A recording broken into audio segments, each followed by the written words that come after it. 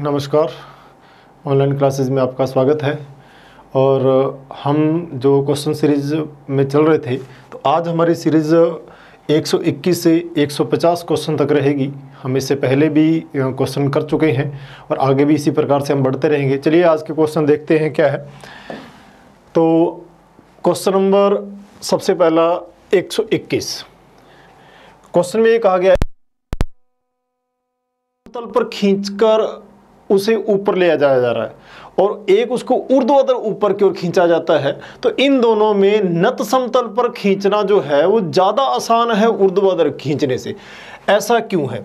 देखिए, ऐसा इसलिए होता है कि अगर किसी ब्लॉक को आप सीधा ऊपर की ओर खींचते हो इधर, तो आपको द्वारा जो बल लगाया जाएगा वो किसके खिलाफ लगाया जाएगा? आपका इसके भार के खिलाफ mg के। और यदि आप ये घटना नत समतल पर करते हो, ये एंगल आपका थीटा है और यहाँ आपने ब्लॉक रखा है, तो यहाँ पर इसका वजन आ जाएगा mg। ये इसकी प्रतिक्रिया बल हो गया r। घटकों में तोड़ते हैं थीटा, ये कंपोनेंट बनेगा mg cos थीटा और ये वाला कंपोनेंट जो आएगा वो आएगा mg sin थीटा। तो आपको फोर्स ऊपर लगाने के लिए जो लगाना पड़ेगा, तो यहाँ ऊपर खींचने के लिए लगाया गया फोर्स mg ना होकर mg sin थीटा है। तो यानी कि आपको ऊर्ध्वाधर सीधा खींचने की बजाय अगर आप इसको स्लोप पर इंक्लाइंड प्लेन पर नत समतल पर खींचते हो, तो आपको उसका पूरा भार के ना खींचकर भार के थोड़े भाग को खींचना होता है। तो ये हमारा जो है आंसर आ जाता है कि किसी ब्लॉक को सीधा खींचने के बजाय नत समतल पर खींचना थोड़ा इजी रहता है। इसका रीजन क्या है? चलिए, एक तापमापी का गुण है कि इसकी ऊष्माधारिता अल्प होनी चाहिए। देखिए, थर्मामीटर जो होता है उसका जो गुण होता है कि उसकी ऊष्माधारिता जो है वो कम होनी चाहिए, ठीक है, और वो टेम्परेचर पे डिपेंड करना चाहिए। यहाँ हमें बात कर रखा है कि 3 थर्मामीटर है, एक मरकरी वाला है और एक प्रतिरोध तापमापी है और एक जो है वो ताप विद्युत तापमापी है। 3 प्रकार के अपने पास थर्मामीटर है और हमसे पूछा गया है कि सबसे अच्छा कौन सा होता है। देखिए, सबसे अच्छा थर्मामीटर जो होता है वो प्रतिरोध जो ताप विद्युत तापमापी वाला होता है, ठीक है। सीबेक इफेक्ट पर ये काम करता है और सीबेक इफेक्ट के आधार पर जो काम करता है, इसमें क्या होता है कि 2 अलग अलग धातु की तारों को सिरों को जोड़कर एक सिरे को ठंडा और एक सिरे को गर्म किया जाता है और उसमें तापांतर उत्पन्न करने से विद्युत वाहक बल उत्पन्न हो जाता है। उसको नापकर उसका तापांतर पता किया जाता है। ये सबसे अच्छा रहता है, ठीक है। नंबर 2 पर जो आता है वो अपना मरकरी वाला आता है और 3rd नंबर पे आएगा प्रतिरोध। तो सबसे अच्छा कौन सा होगा? R और सबसे बुरा कौन सा माना जाएगा? Q, ठीक है। यानी कि प्रतिरोध वाला सबसे बुरा माना जाता है। तो ये थर्मामीटर के गुणों के आधार पर बात की है। क्वेश्चन नंबर 123, एक व्यतिकरण कक्ष में वायु भरी है। एक इंटरफेरेंस वाला कोई चैम्बर है और उसमें एयर भरा हुआ है और उसके अंदर कहा जाता है बाद में इसमें वैक्यूम यानी कि निर्वात बना दिया जाता है। तो प्रेक्षक क्या देखेगा? देखिए, व्यतिकरण के बारे में पूछा है तो उस पर अपनी जो फ्रिंज मिलती है, फ्रिंज चौड़ाई बीटा इजकल टू होता है lambda capital D by small D और बीटा प्रोपोर्शनल टू किसके होता है? लैम्डा के। जब लैम्डा बढ़ता है तो फ्रिंज चौड़ाई बढ़ती है, जब लैम्डा घटता है तो फ्रिंज चौड़ाई भी घटती है। अब देखिए, जब हम जानते हैं कि प्रकाश एक माध्यम से दूसरे माध्यम में जाता है तो वहाँ का वेगों का जो अनुपात है वो दोनों माध्यमों में लैम्डा के अनुपात के तुल्य होता है, ठीक है।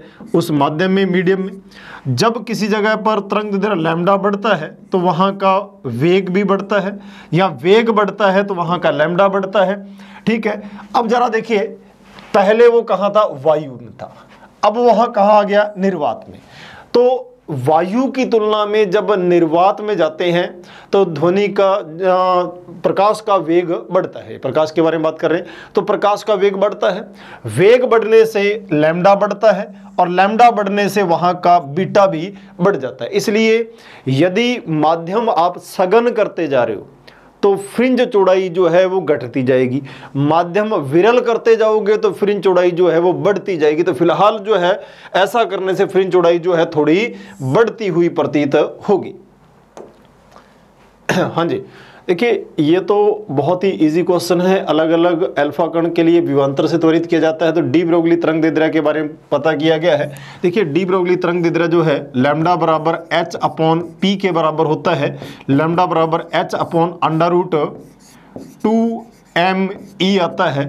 और फिर हम क्या करते थे, ई को फॉर्मूला जो है वो क्यूवी के रूप में लिख देते थे। तो लैम्डा बराबर H upon under root 2m QV. ठीक है, इसके लिए अलग अलग पदार्थों के अलग अलग पार्टिकल के लिए हम तरंग दैर्ध्य पता करते थे। तो इसमें जब अपने किसके लिए, अल्फा कण के लिए बात की थी, तो अल्फा कण के लिए जो तरंग दैर्ध्य का फॉर्मूला होता है वो 0.101 अपॉन रूट वी होता है। ये सीधा फॉर्मूला है। ठीक है, सीधा फॉर्मूला। जैसे ये वाला 12.27 ये किसके लिए होता है, ये इलेक्ट्रॉन के लिए तरंग दैर्ध्य का फॉर्मूला होता है। ठीक है, ये प्रोटॉन के लिए आ जाता है और ये ड्यूट्रॉन के लिए आ जाता है। तो अलग अलग पार्टिकल के लिए जो तरंग दैर्ध्य है डी ब्रोगली ने अपने को दिए थे, उसके सीधे सीधे फॉर्मूले हैं। तो यहाँ अल्फा कण है, अल्फा के लिए 0.101 अपॉन रूट वी इसका मान आता है। क्वेश्चन नंबर 125, दो चुंबकीय ध्रुवों की ध्रुव प्रबलता एवं इसके बीच की दूरी को दुगना कर दिया जाए। एक तो जो अपने को चुंबकीय ध्रुवों के ध्रुव प्रबलता जो है, ध्रुव सामर्थ्य जो है उसको दुगना करना है और एक बीच की दूरी को दुगना करना है। तो बल पर क्या फर्क पड़ेगा। देखिए जहाँ बल का फॉर्मूला के बारे में बात आती है तो फॉर्मूला होता है F बराबर म्यू नॉट अपॉन 4 पाई m1 m2 बटे में आर स्क्वायर। नया बल में क्या कुछ कह रहा है अपने को, म्यू नॉट बटे में 4 पाई, m की जगह ध्रुव सामर्थ्य है 2m करने को कह रहा है, दूसरे को भी अपने को दुगना करने को कह रहा है, बटे में दूरी जो है वो 2r का स्क्वायर करना है। यानी कि ध्रुव सामर्थ्य भी दुगनी कर दी है और दूरी भी दुगनी कर दी है। तो f डैश बराबर म्यू नॉट बटे में 4 पाई, ये मल्टीप्लाई करेंगे तो 4 m1 m2 बटे में 2 का वर्ग करेंगे 4 आर स्क्वायर, 2 से 4 से 4 कैंसिल आउट हो गया, इसलिए ये वही मान आ गया जो पहले था, म्यू नॉट अपॉन 4 पाई m1 m2 बटे में आर स्क्वायर। तो पहले वाला मान आ गया। इसका मतलब ऐसा करने से जो बल है उस पर कोई फर्क नहीं पड़ेगा, यानी कि परिवर्तित नहीं होगा। ठीक है, तो ये हमारा क्वेश्चन नंबर 125 था।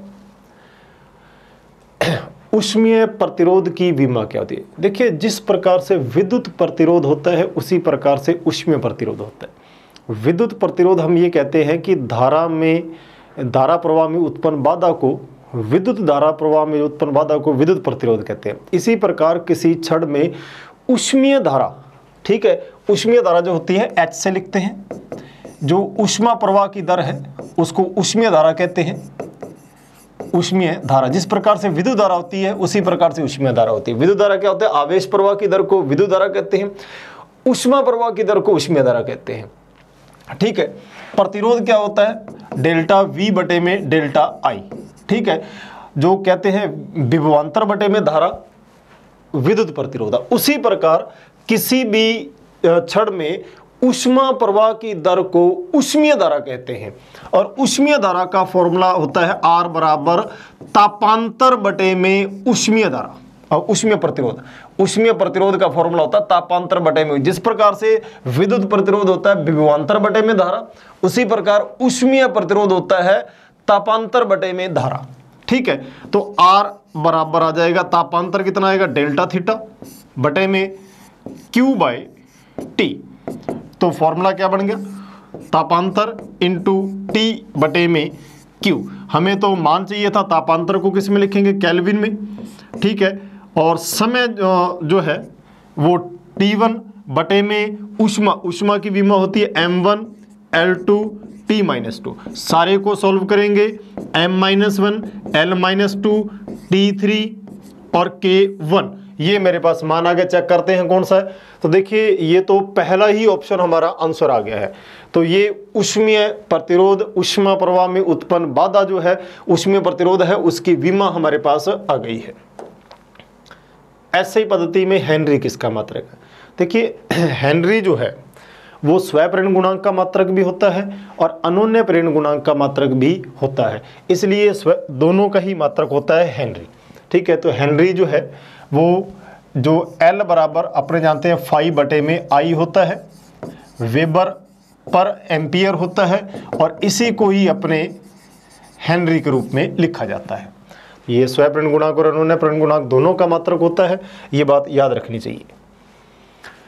क्वेश्चन नंबर 128, एक अवतल दर्पण को कुएं से 120 सेंटीमीटर की दूरी पर लगे एक फूल के प्रतिबिंब को फोकस करने के लिए प्रयोग में किया जाता है। ठीक है, आवर्धन 16 है तो फूल की दर्पण से क्या दूरी होगी। देखिए हमें ये कहा गया है कि ये दर्पण है और वो भी कौन सा दर्पण है, हमारे पास अवतल दर्पण है। ठीक है, ये है, यहां आपका एक कुआं है और उसके ऊपर कोई यहां पर आपने कुआं रखा हुआ है। ठीक है, और कुएं से 120 सेंटीमीटर दूरी पर यह कुआं है, यहां से आपको कोई फूल रखा हुआ है, कितनी दूरी पर, 120 सेंटीमीटर दूरी पर। ठीक है, फूल का जो प्रतिबिंब है वो इस टाइप से बनेगा कि वो कुएं पे जाके बन रहा है, इस टाइप से जा रहा होगा कहीं पर। ठीक है, इस प्रकार से जाके ये कुएं पे जाके उसका प्रतिबिंब बन रहा होगा।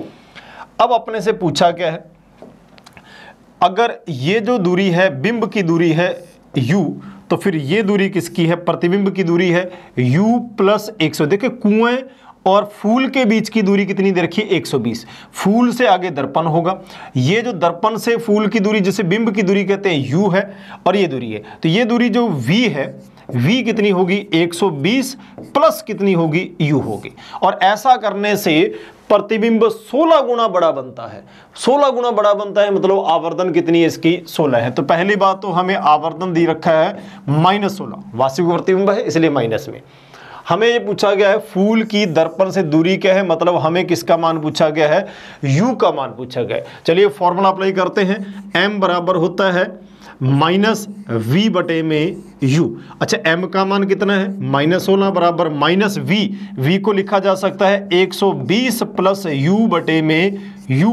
ठीक है, यहाँ 16u बराबर 120 प्लस u, इधर ले आओ तो 15u बराबर 120, यहाँ u बराबर आ जाएगा 120 बटे में 15, तो u बराबर कितना आ जाएगा, 8। ठीक है, आंसर किस में आ जाएगा, सेंटीमीटर में। तो हमारा जो आंसर है, ये जो दूरी है वो कितनी होगी, 8 होगी, और सारी दूरी जो है वो 128 हो जाएगा। तो हमारा आंसर आएगा इसमें 8 सेंटीमीटर, इसका आंसर आ जाएगा।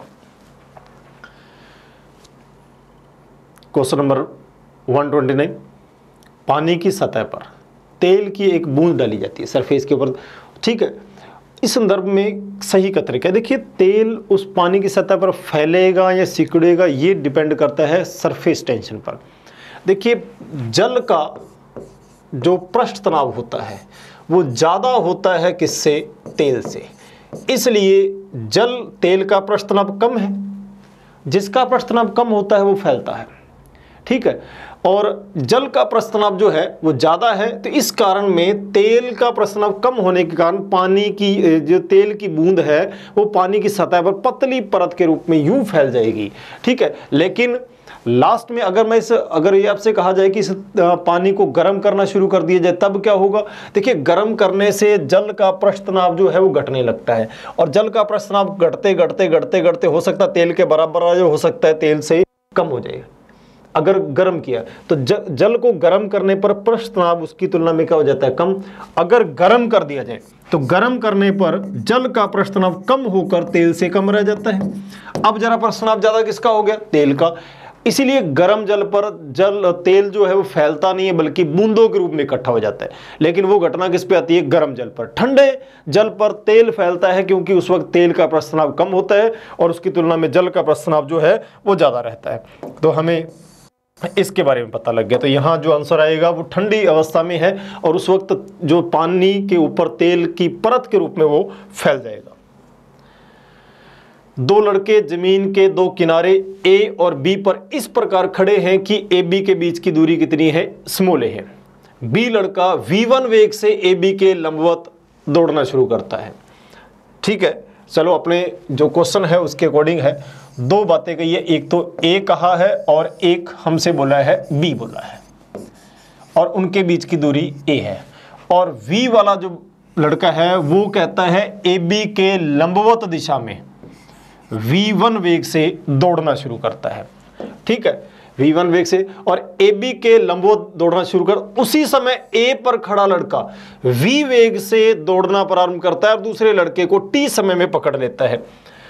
ये लड़का जो है ये भी दौड़ना शुरू करता है और इस दोनों यहां मिल जाते हैं, किस वेग से, v वेग से, और दोनों कितने समय में पकड़ लेते हैं, t समय में दोनों एक दूसरे को पकड़ लेते हैं, ठीक है। तो पूछा क्या है, तो यहां समय कितना है, हमें समय का मान निकालना, यानी कि देखिए a और b के बीच की दूरी स्मॉल a है, b लड़का इस दिशा में लंबवत दिशा में किस वेग से, v1 वेग से दौड़ना प्रारंभ करता है, और a लड़का तिरछा दौड़ना प्रारंभ करता है और उसको यहां जाके पकड़ लेता है। और पूछा गया है कि ये टाइम कितना है। सबसे पहले ये देखिए कि ये जो दूरी है, ठीक है, ये दूरी कितनी है। यदि ये इधर वाली दूरी की बारे में बात करता हूं तो इधर वाली दूरी मान लो कितनी है, x है, तो दूरी बराबर होता है वेग गुणा में समय। इधर की दूरी यदि आप y मान लेते हो तो y बराबर आएगा वेग गुणा में समय। आपको एक ट्राइंगल बनता हुआ दिखाई देगा। इसमें क्या होता है कि कर्ण स्क्वायर बराबर होता है आधार स्क्वायर प्लस लंब स्क्वायर। यदि मैं इससे देखूं तो कर्ण स्क्वायर क्या आएगा, y स्क्वायर बराबर आधार स्क्वायर मतलब a स्क्वायर प्लस लंब स्क्वायर मतलब x स्क्वायर।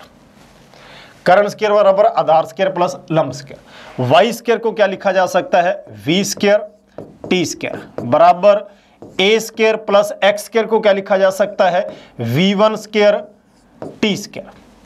अच्छा, आपने को तो टाइम पूछा है, इधर ले आओ, तो v square minus v1 square into T square बराबर किसके आएगा, a स्क्वायर के, या टी स्क्वायर बराबर आ जाएगा a स्क्वायर बटे में v square minus v1 square, या t बराबर आ जाएगा अंडर रूट a स्क्वायर बटे में v square minus v1 square. तो ये मेरे पास किसका मान आ गया है, t का मान आ गया। चेक करते हैं t का मान कितना है। ये रहा अपने पास option B, option a square बटे में v square minus v1 square, यही हमारे पास ऑप्शन आ रहा है। समय आ गया। क्वेश्चन नंबर 31 देखिए, 31 में क्या कुछ पूछा हुआ है। कहता m द्रव्यमान की एक वस्तु है, जो a जो है वस्तु ऊर्ध्वाधर नीचे की ओर गिर रही है, दो भागों में टूट जाती है, जिसका एक भाग जो है b 1/3m द्रव्यमान का तथा दूसरा भाग c 2/3m के टुकड़ों में टूटता है। तो b तथा c के संगत संयुक्त द्रव्यमान के अंदर a की तुलना में विस्थापित कितना होगा। देखिए, ये कह रहा है कि ऊपर से कोई वस्तु गिर रही है और ऐसा करने से ये दो टुकड़ों में आगे डिवाइड हो जाता है, ठीक है, किस किस में, b में और c में। देखिए, बम का फटना, किसी वस्तु का टूटना 1/3 और 2/3 है, तो ये 1/3m आ जाएगा और ये 2/3m आ जाएगा। मैं कह रहा हूँ कि बम का फटना, ठीक है, तोप से गोले का चलना, ये सारी घटनाएं जो होती हैं इसमें वायबल नहीं होता, इसमें जो संवेग संरक्षण रहता है, और संवेग संरक्षण रहने के लिए उसका द्रव्यमान केंद्र जो है वो अपरिवर्तित रहता है, यानी कि बम के टुकड़े तो यह दोनों तरफ जाएंगे इस द्रव्यमान के, लेकिन संवेग जो द्रव्यमान केंद्र है उसकी स्थिति पर कोई फर्क नहीं पड़ेगा। द्रव्यमान केंद्र की स्थिति पर तभी फर्क पड़ता है यदि एक्सटर्नल फोर्स लगाया जाता है, ठीक है। तो यहाँ द्रव्यमान केंद्र जो है विस्थापित नहीं होगा। L लंबाई की समरूप जंजीर टेबल पर इस प्रकार से रखी है कि कुछ भाग नीचे लटक रहा है, ठीक है, और दूसरा भाग ऊपर है, तो अधिकतम लंबाई कितनी लटकाई जा सकती है। देखिए, इसने ये कहा है कि मान लो कि ये कोई जंजीर है और कुछ भाग टेबल के ऊपर है और कुछ भाग इसका नीचे की ओर लटक रहा है, ठीक है। अगर अपने ये बात करते हैं कि सारी जंजीर की लंबाई L है और उसका स्मॉलर भाग लटक रहा है सारी जंजीर में से, तो बाकी जंजीर कितनी रहेगी, ऊपर L सारी थी, उसमें स्मॉलर लटक गया, ऊपर कितना रह गया, ये वाला, ठीक है।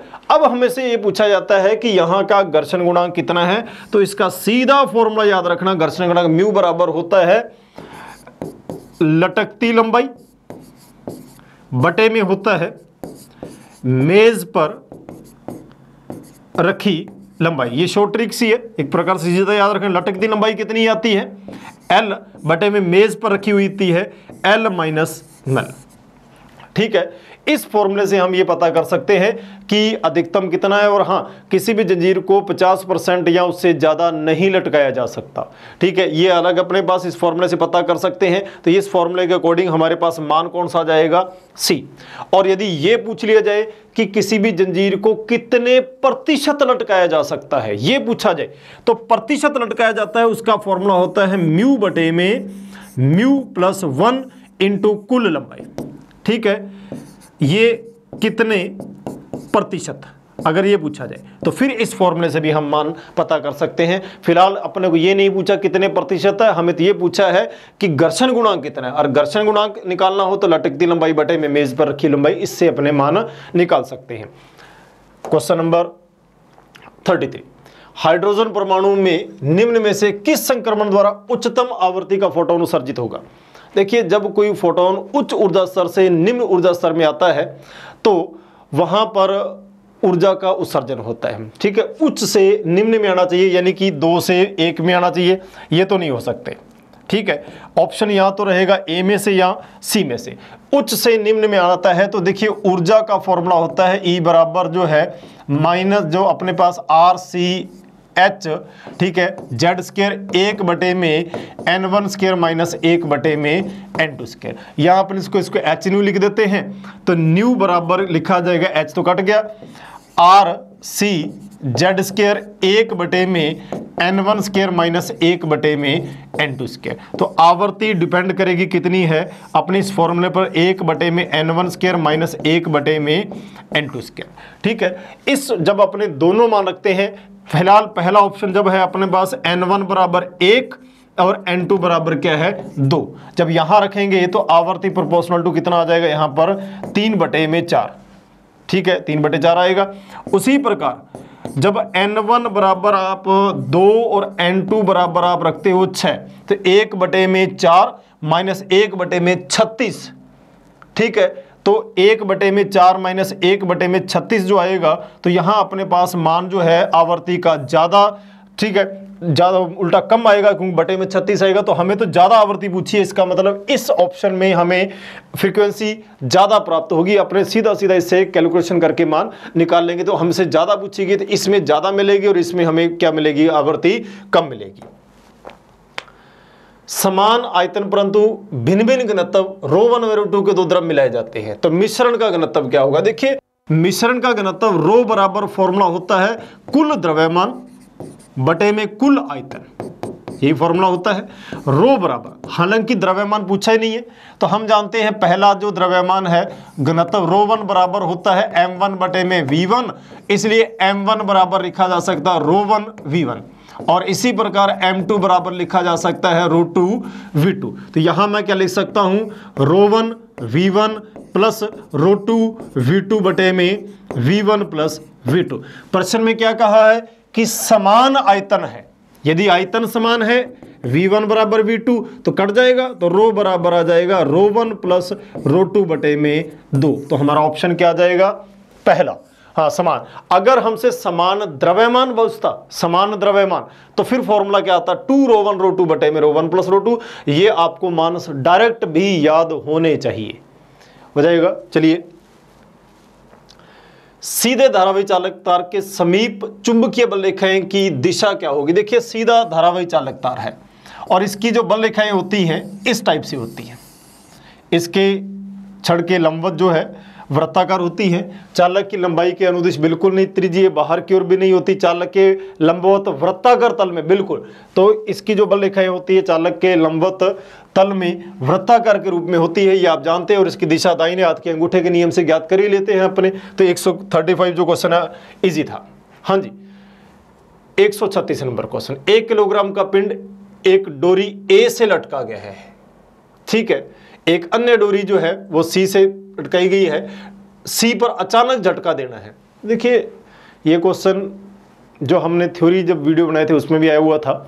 जब इसको आप पकड़ के आराम से खींचते हो, आराम से खींचते हो तो आपका फोर्स ए बिंदु तक चला जाता है, इसलिए ए से टूटेगी। लेकिन यदि आप इसको झटके से तोड़ते हो तो आपका इतना तीव्र गति से फोर्स जाता है कि वो बी से ही टूट जाता है। ठीक है, जितना प्रोसेस तेज होगा उतना ही वो कम दूरी से टूटेगा, और जितना प्रोसेस धीरे करोगे तो टूटने की दूरी उतनी ही आगे तक चली जाएगी। तो यहाँ आपने झटका दिया है तो इसका मतलब ये कहाँ से टूटेगा, बीसी से ही टूट जाएगा। और यदि ये इसको कहता कि बड़े आराम से खींचा जाता है तब ये ए बी भाग टूटता। तो ये प्रश्न का आंसर था। एक लंबे क्षैतिज दंड चुंबक के उत्तरी ध्रुव को ऊर्ध्वाधर चालक तल के समीप दिशा में लाया जाता है तो धारा की दिशा क्या होगी। देखिए, एक चालक के पास हम किसी छड़ चुंबक को लेके आ रहे हैं, जब n पास लेके आएंगे तो ये फ्लक्स में वृद्धि का विरोध करेगा और खुद उत्तरी ध्रुव की भांति काम करेगा। n को पास लाने से n के भांति काम करेगा, और इसमें जो धारा है एंटी क्लॉकवाइज चलेगी, जिसे अपने वामावर्त कहते हैं। तो पास लाने पर धारा वामावर्त, यदि इसको मैं दूर लेके जाता तो एस की तरफ होता, फिर दक्षिणावर्त या क्लॉकवाइज के रूप में काम होता। 138 क्वेश्चन पढ़िए। द्रव्यमान m के दो भागों में तोड़ दिया गया है। ठीक है, और इनके बीच जो गुरुत्वाकर्षण बल है वो अधिकतम है। देखिए, एक बात याद रखना, ये द्रव्यमान है, हम चाहते हैं कि इनके टुकड़ों में तोड़ें तो इनके बीच लगने वाला गुरुत्वाकर्षण बल अधिकतम होना चाहिए। ध्यान रखना, किसी भी द्रव्यमान को यदि आप दो बराबर बराबर भागों में तोड़ देते हो तो उनमें लगने वाला गुरुत्वाकर्षण बल अधिकतम होता है। इसी प्रकार आवेश में भी यही आता है।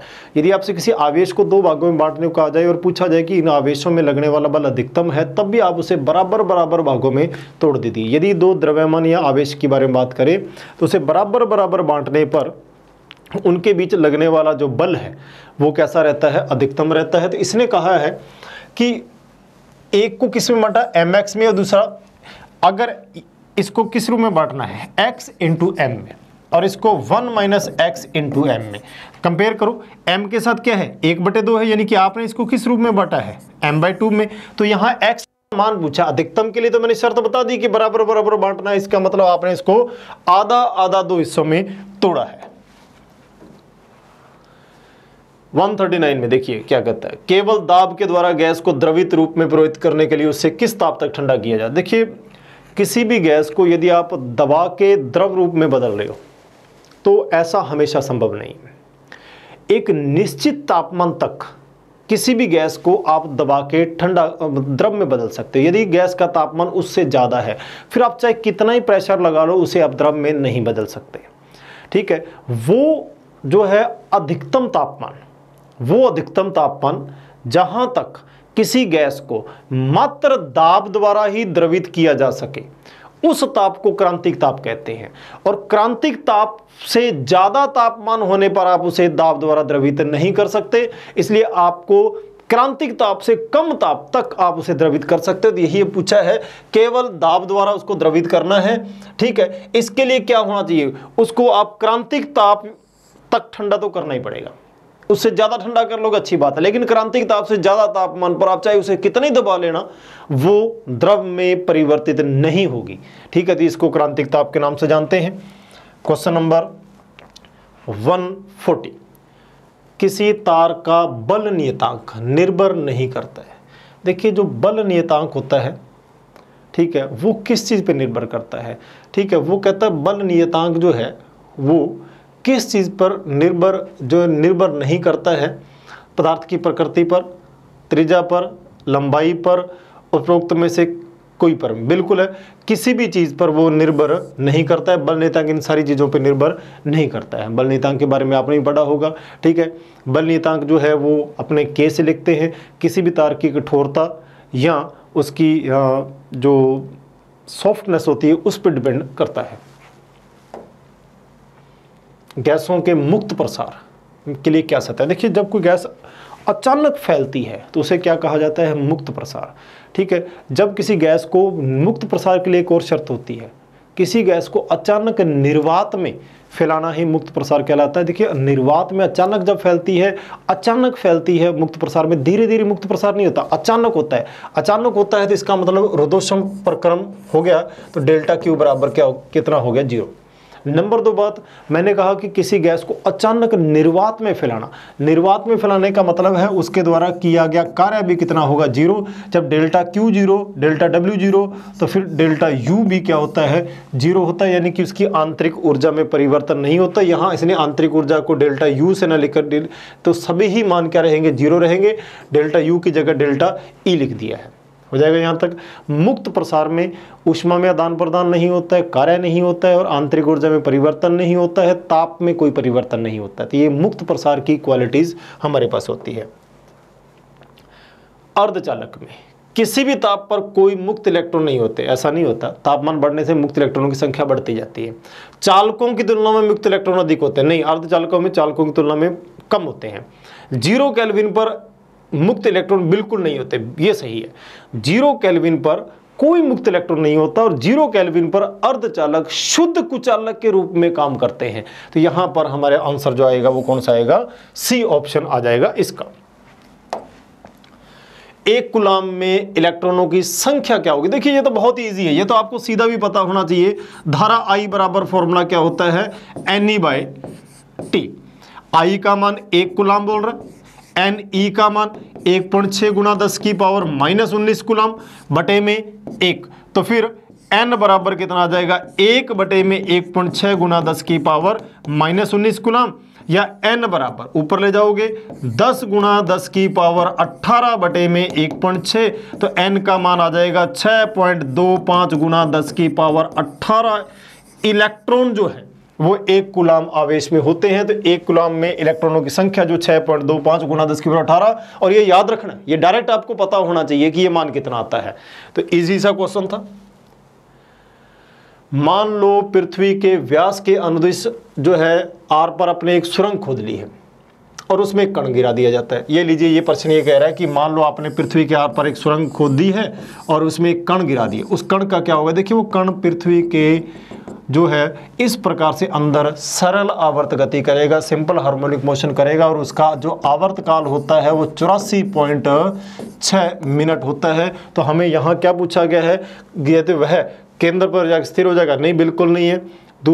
तो केंद्र के चारों ओर, ठीक है, आवर्ती गति करेगा, बिल्कुल है। केंद्र के जो है दोनों तरफ क्या करेगा, आवर्ती गति करेगा, सरल आवर्त गति करेगा, ठीक है, और उसका आवर्तकाल 84.6 मिनट होता है। किसी विद्युत अपघट्य में 3.2 गुना 10 की पावर 18 द्विसंयोजित धनायन प्रति सेकंड और दाईं ओर गतिमान है, और 3.6 गुना 10 की पावर 18 एकल संयोजित ऋणायन बाईं ओर गतिमान है। धारा कितनी होगी। देखिए ये क्वेश्चन थोड़ा सा बढ़िया क्वेश्चन है। ये एक तार बोली हुई है इसमें इसने कहा है कि धारा चल रही है, ठीक है, अपने इस प्रकार से धारा चल रही है। इसमें सबसे पहले द्विसंयोजित धनायन किधर जा रहे हैं, दाईं ओर जा रहे हैं, और एकल संयोजित ऋणायन बाईं ओर आ रहे हैं, ठीक है। और हमें पूछा क्या है, धारा का मान। पहली बात तो धारा की दिशा होती है वो हमेशा धनायनों की दिशा होगी, इसलिए बाईं ओर और बाईं ओर तो हो नहीं सकता, मान तो इन दोनों में आएगा, दाईं ओर। अब उस अपने को मान पता करना है कि मान कितना आएगा। देखिए सबसे पहले यहाँ जो धारा आएगी, I बराबर धनायनों के कारण धारा प्लस ऋणायनों के कारण धारा। I बराबर फॉर्मूला क्या होगा, Ne/T किसके कारण, धनायनों के कारण, प्लस Ne/T किसके कारण, ऋणायनों के कारण। चलिए सबसे पहले धनायनों की संख्या कितनी दे रखी है, N का मान 3.2 गुना 10 की पावर 18, 3.2 गुना 10 की पावर 18 इंटू आवेश का मान कितना है, 2 गुना में 1.6 गुना 10 की पावर -19, क्योंकि 2 इसलिए क्योंकि द्विसंयोजी है, बटे में प्रति सेकंड, प्लस, ठीक है, और ये लीजिए प्लस एकल संयोजी कौन से हैं, 3.6 गुना 10 की पावर 18 इंटू एकल संयोजी 1.6 गुना 10 की पावर -19 कूलम प्रति सेकंड जा रहे हैं बाईं ओर। ये दाईं ओर, धारा की दिशा धनायनों की दिशा होगी, इसका मतलब दाईं ओर होगी।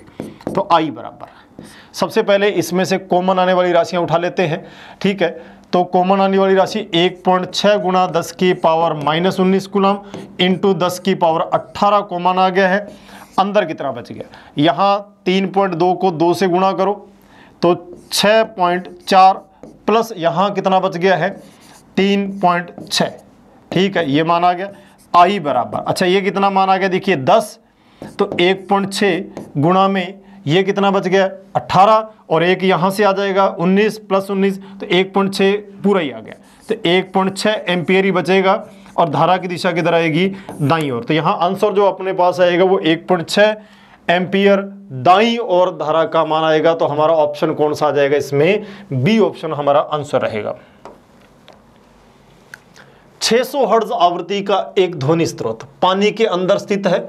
पानी एवं हवा में ध्वनि का वेग 1500 मीटर और ये है, तो श्रोता द्वारा सुनी गई ध्वनि की आवृत्ति क्या होगी। देखिए माध्यम परिवर्तित होने से आवृत्ति में परिवर्तन नहीं होता है, ठीक है। जैसे माध्यम परिवर्तित होगा ध्वनि का वेग बदलेगा, लैम्डा बदलेगा, ठीक है। V बराबर फॉर्मूला क्या होता है, एन लैम्डा होता है। लैम्डा चेंज होता है, V चेंज होता है, लेकिन आवृत्ति में कोई परिवर्तन नहीं होता। आवृत्ति पहले भी 600 हर्ट्ज थी, बाद में भी कितनी रहेगी, 600 हर्ट्ज ही रहेगी। चलिए, एक समबाहु त्रिभुज, आपके सामने एक त्रिभुज दे रखा है, यहां पर भी प्लस क्यू है, यहां माइनस क्यू है, ठीक है। ए पर विभव क्या होगा, देखिए ये अगर x दूरी है तो ये भी x दूरी होगी, तो ए पर विभव क्या होगा, k q बटे में x plus k minus q बटे में x, क्योंकि ये माइनस है तो v बराबर कुल आ जाएगा 0, यानी कि a पर विभव तो सीधा सीधा आपको दिखाई दे रहा है कितना आएगा, यहाँ पर मान 0 आ जाएगा, क्योंकि जितना ये धनात्मक विभव है उतना ही इसका ऋणात्मक विभव है, कुल विभव इस जगह पर 0 आ जाएगा। 148 में देखिए क्या कर रहा है, AC परिपथ में वोल्टेज V बराबर 5 sin 100 पाई t माइनस π/6 तथा धारा I बराबर 4 sin 100 पाई t प्लस π/6 है, तब क्या होगा। देखिए ये आपका मेन मान लेते हैं, ये कहता है यहाँ पर और यहाँ पर। सबसे पहले तो विभव देखिए कलांतर कितना है, यहाँ पर है, ये विभव है, ये कितना आ जाएगा माइनस π/6, इसका मतलब 30 डिग्री। और धारा कहाँ है, ये जहाँ भी है वो प्लस π/6 है, वो मेन मान से ये आगे है धारा, यानी कि π/6 ये धारा है, ठीक है, और ये विभव है।